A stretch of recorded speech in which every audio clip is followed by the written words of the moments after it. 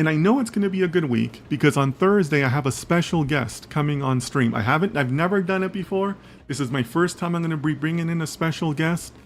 I'm going to be bringing in a managing director. I have 4 special guests lined up for you guys. I've reached out to my friends. I've called in some favors and they're going to join. I don't have anybody less than a director joining us. I have nothing but directors and managing directors coming. They're going to sit with us. They're gonna take your questions. We're gonna do it in a live stream. You know, kudos to them for volunteering for a live stream. Live streams are not easy, but they were like, no, Dennis, I want to be live. So bring your questions on Thursday. I have a managing director. He's based in London. An analytics guy, an audit guy. He's a really good thought leader. Has been an executive for a long time.